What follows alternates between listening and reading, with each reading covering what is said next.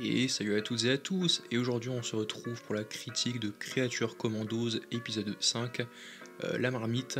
Donc je vais vous dire que j'ai beaucoup apprécié cet épisode, et que du coup en gros je vais vous expliquer un petit peu, ça va spoiler, et je vais raconter ce qui m'a plu, ce qui m'a un peu déplu. Enfin après il y a personnellement pour cet épisode 5, contrairement avec l'épisode 3 avec J.I. Robot, que j'avais un peu moins aimé, dans cet épisode-là, il n'y a pas grand-chose qui m'est vraiment déplu. Pour moi, je l'ai trouvé assez ok, assez bon cet épisode. Et du coup, en gros, c'est parti, ça va spoiler. Donc, l'épisode 5, suite aux révélations de Waller, via Circe, donc la guerrière Amazon qui voulait tuer la princesse. Donc on a vu effectivement ce qui attend la Justice League et donc du coup la réunion donc, des super-héros dans l'univers de James Gunn dans les années à venir. Du coup en gros c'est assez dramatique, c'est catastrophique. Et du coup l'autre équipe donc, de Creature Commandos, l'équipe de monstres, est amenée à revenir directement au Pocolistan pour résoudre cette affaire et essayer donc d'empêcher de ça. Et de son côté, tu as donc le docteur Richard Flagg, le docteur Flagg, qui a rencontré le fils, la créature de Frankenstein, qui veut retrouver la fiancée.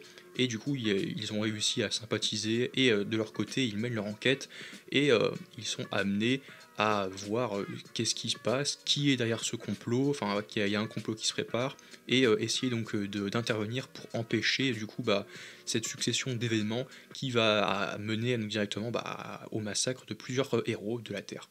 Du coup en gros c'est ça, c'est un peu ça, c'est un peu décousu, mais globalement c'est ça. Alors du coup il y a des blagues que j'ai beaucoup appréciées, cet épisode 5.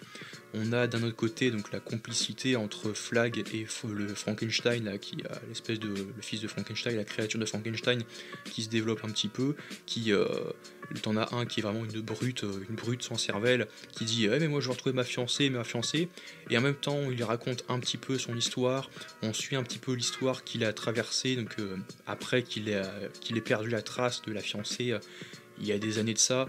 On a donc réalisé qu'il avait été seul pendant longtemps, jusqu'à ce qu'il échoue dans une espèce de lac, d'une rivière, d'abord dans un lac et puis dans une rivière, où il a finalement rencontré une vieille femme, donc une gitane, et donc du coup on a la complicité d'abord entre Flagg et l'espèce de Frankenstein qui est développé vite fait, et on a aussi donc ces passages qui est un peu focus sur des flashbacks avec Frankenstein, où il donc devient ami avec cette vieille femme qu'il a recueillie, cette vieille femme aveugle qui se sent très seule, donc qui est solitaire et que du coup a besoin de compagnie, et c'est pour ça qu'elle compte sur la présence du monstre, du Frankenstein, pour qu'il veille sur elle, et que en retour elle veille sur lui, donc elle prépare à manger, donc elle se développe un nouveau quotidien.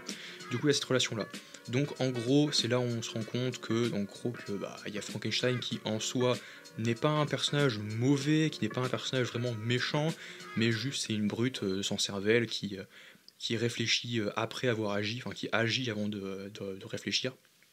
Et du coup en gros c'est ça qui est un peu dangereux si je puis dire avec ce monstre, c'est que bien qu'au fond de lui il peut y avoir un petit cœur qui bat au fond de lui, il est capable de faire des actes innommables, inqualifiables, voire criminels, clairement. Et malgré tout il avait donc développé un affect vite fait avec la vieille femme, la vieille gitane qu'il avait recueillie, et en même temps il est avec Richard Flagg, et ils essayent donc de résoudre le mystère qui plane autour du Pocolistan et de la princesse, et etc. Donc du coup on a ces deux personnages là, et de l'autre côté on a donc l'autre équipe de Creature Commandos qui donc retourne au Pocolistan et qui voit clairement qu'il y a quelque chose de louche. Donc moi direct je savais déjà que ça allait être la bagarre, parce que forcément vu l'attitude louche de certains sujets de la princesse, forcément ça allait tourner à la baston. Et du coup à ce niveau là c'est très très bien fait, c'est très bien chorégraphié, après c'est de l'animation, et puis en plus ça va très vite, donc c'est très cut, mais c'est quand même très appréciable. Donc il y a des personnages qui sont mis en avant, donc celui qui est un peu moins mis en avant, donc c'était donc le personnage de Weasel, et aussi donc de comment elle s'appelle donc déjà la femme poisson, la femme poisson qui a son bocal. Elle à mon avis elle va peut-être briller un peu plus dans l'épisode prochain. Concernant Weasel, il a déjà un peu brillé dans l'épisode 2 et 3, surtout les épisodes 1 et 2 plutôt. l'épisode 2 et 3 c'était surtout J-Robot, et l'épisode 4 c'était surtout c'était focus sur Weasel, mais il avait donc essayé de sauver les enfants et c'était tragique, mais on l'a pas trop vu, c'est dommage, mais c'est pas non plus grave. Mais sinon les personnages qui sont mis en avant, c'est surtout la fiancée qui est déter, qui se bat contre les soldats au Pakistan. On comprend qu'il y a un complot et que ils sont pas tous très clean. Donc la princesse, elle aussi, on est plus trop sûr de ses intentions. Elle cache quelque chose et quelque chose me dit j'avais une théorie, effectivement, j'ai une théorie comme quoi effectivement qu'elle serait donc une métamorphe, donc que ce serait donc carrément Clayface, donc Clayface, donc gueule d'argile, le fameux monstre métamorphe dont le film est prévu. Donc il y a un film, James Gunn il a pas encore vraiment officialisé, mais en tout cas il y a des sources qui démontrent apparemment que le film Clayface avance et que James Gunn a approuvé le scénario, il a approuvé le projet et que il approuverait les projets uniquement que quand il lancerait les projets pour une fois qu'il aurait donc lu et approuvé donc les scénarios. Et là c'est le cas pour Clayface, donc le film sur Gueule d'argile. Donc du coup tu as donc Flag et Frankenstein qui apprennent que une des soi-disant professeurs d'une école, enfin j'ai pas trop compris à ce niveau-là. D'ailleurs en plus l'épisode s'ouvre là-dessus en fait, avec cette professeur qui se questionne sur les Amazones en mode comment elles se reproduisent, une blague un peu graveleuse vite fait. Mais on apprend que cette soi-disant professeure est une... Enfin non, on a la vraie professeure et puis on a une autre professeure qui est donc en réalité Gueule d'argile, donc Clayface, et du coup Clayface attaque Frankenstein et Flag, et c'est assez rigolo, c'est très drôle, mais en gros, j'ai pas trop vraiment compris quelles étaient les réelles intentions de Clayface, et parce que on a d'un autre côté, on a Clayface, et de l'autre, on a donc Oppo Colistan, donc l'équipe M, qui est amené à affronter les gardes qui ne sont pas forcément clairs sur leurs intentions, tout comme la princesse Elena, je confonds un peu tous les... je sais même plus comment elle s'appelle la princesse, mais en gros, moi ce que j'ai compris, c'est que ils sont clairement pas tous clairs, tous très clean, mais en gros, j'ai quand même apprécié donc, le combat et tout. Il y a aussi donc Phosphorus qui est mis en avant, qui est très très bien. Mais vraiment, il est vraiment super cool, le Phosphorus, parce qu'il traverse à un moment donné il traverse du coup l'espèce de tank, parce que Pokélistan attaque directement les monstres, alors qu'ils sont venus clairement pour les protéger des menaces extérieures. Et du coup, c'est ça qui est étrange, c'est qu'on réalise en fait que la menace vient de l'intérieur.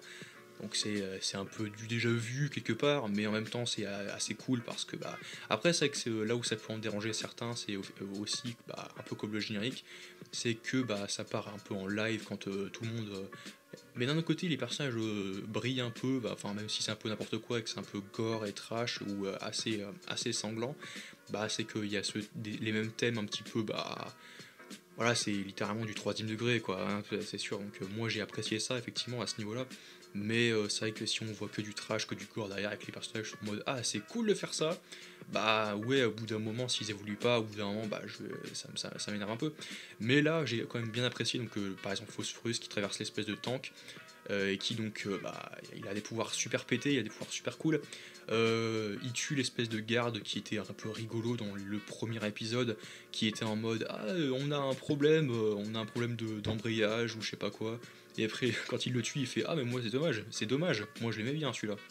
Donc voilà quoi, il prend un peu ça par-dessus la jambe parce qu'il l'aimait bien mais sans plus voilà. Et sinon globalement il y a quand même le mystère qui reste encore présent, qui a pas encore certains éclaircissements, certains doutes au niveau des personnages, pas forcément chez le Dr Flag, mais là je vais revenir sur Flag et sur Frankenstein. Quand ils affrontent Clayface, ils arrivent donc à le réduire en charpie, je sais plus trop ce qui se passe, mais ils arrivent à la voir, à l'atteindre, mais entre temps Clayface d'une certaine façon tue carrément Flag. J'ai pas tout vraiment réalisé, mais en fait pour moi Flag meurt à la fin. Je me suis dit mais attends, Flag il est mort comme ça, non, c'est pas possible, comme ça se produit. Et oui, donc en fait sur Clayface, donc j'avais pas fini de le dire, mais j'avais cru que en fait que ça allait être donc la princesse carrément. Et ça allait être la princesse et qu'on allait avoir un twist en mode oh, mon dieu, un retournement de situation, en mode bah, en fait la princesse c'est pas la princesse quoi, c'est Clayface. Et du coup ça aurait fait un retournement de situation assez rigolo, tu sais, là où il aurait fait eh, bonjour, vous me trouvez toujours aussi charmante, Dr. Flag, etc. Et qu'elle le bolos en tant que gueule d'argile, Clayface.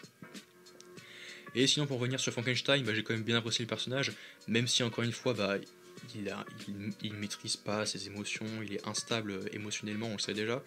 Mais là, ça va encore beaucoup plus loin, parce qu'on réalise à la fin que comme il contrôle pas forcément ses émotions, bien qu'il est capable d'en avoir, que comme les êtres humains, c'est pas une machine, bah il les maîtrise pas et du coup en fait à la fin il est amené carrément à aller tuer la vieille femme qui l'avait recueillie juste pour pas qu'elle se retrouve seule. C'est vraiment à se dire mais attends mais je vais devoir te quitter pour retrouver ma fiancée mais je veux pas être toute seule sans toi je serai toute seule et tout bah ouais mais je te laisserai pas toute seule t'inquiète pas et paf c'était assez violent quand même mais voilà j'aime quand même bien ce personnage même si c'est assez trash et tout. Conclusion un très bon épisode de 5 et concernant l'épisode 6 bah, il y a des théories à avoir concernant bah, l'espèce de complot apocalyptant, pourquoi ils se sont rebellés contre les monstres. Est-ce qu'ils pensaient que les monstres seraient eux-mêmes une menace, ou est-ce que c'est bien et bien eux la menace, et du coup bah, pour qui ils travaillent et pourquoi. C'est encore des questions qu'on peut se poser, qu'on n'aura pas la réponse avant les 2 prochains épisodes à voir. Ils seront faits pour ça. N'hésitez pas du coup à dire ce que vous en avez fait penser, à aimer, partager, commenter, vous abonner, et on se retrouve à très vite pour de nouvelles vidéos et critiques sur Creature Commandos. Allez, à très vite.